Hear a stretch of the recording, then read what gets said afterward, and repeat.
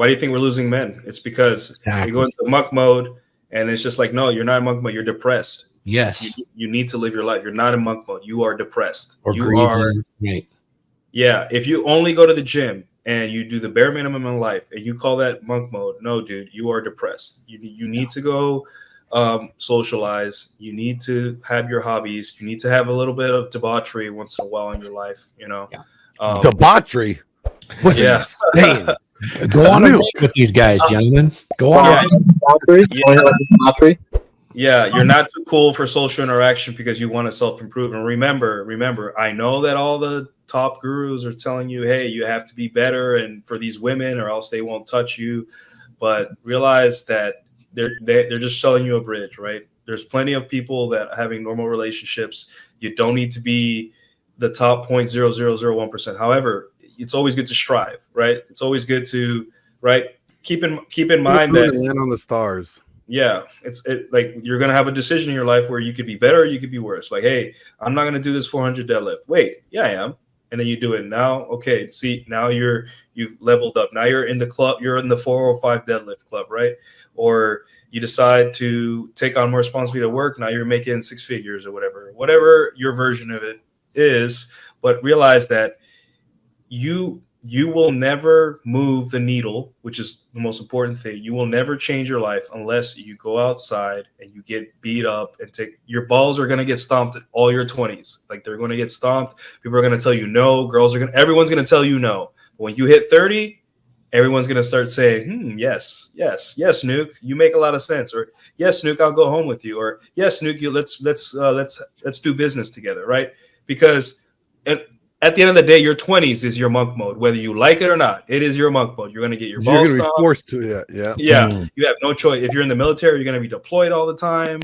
If you're doing college, you're going to be studying all the time, and girls are kind of going to like you, and they're going to reject you, and then they're going to go for other. Like it's your monk. 20s is monk mode enough, right? Because once you hit your 30s, it's like you're exiting your life, your 10-year monk mode. Getting in the game. Yeah, you're hitting your stride, and you're just like, oh, okay, I got a handle on things. Like I know what to do when I'm depressed. I know what to do when I'm sick. I know what to do. This I have all this experience now, and I realize, oh wait, going into my house and not living life isn't monk mode. Getting beat the hell up and getting my balls stomped all the time was monk mode. That was the monk mode. Now it's like, oh, okay, I'm done. And then like getting my balls stomped, I thought it was like kink. Kink? Like metaphorical ball stomped. Okay. I'm just saying, hey, everybody has their kink.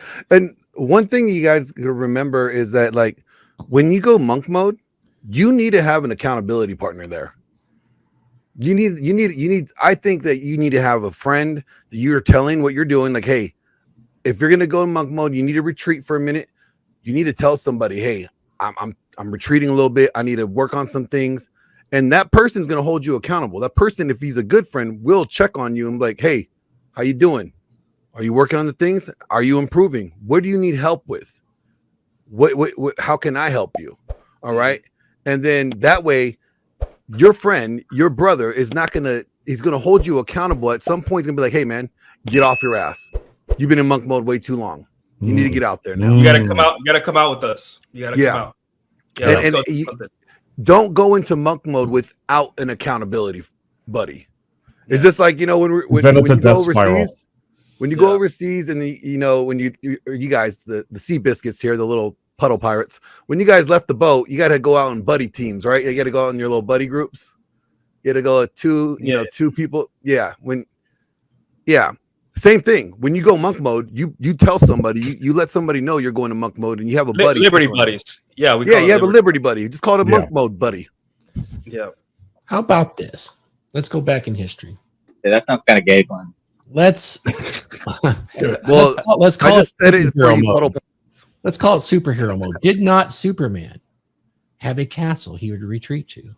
Yeah, it's called the Fortress of Solitude, and where he went there was because the library of who he was and what his identity was, he could learn about. He didn't go there to isolate from them. If you look at what was in the comic book, he went there to learn because it was such a vast library, kind of like the Library of Alexandria. We all have at our fingertips right here. We probably spend too much time playing games instead of actually learning about who we are. So I could see it as being something like that, maybe, superhero mode. There you go.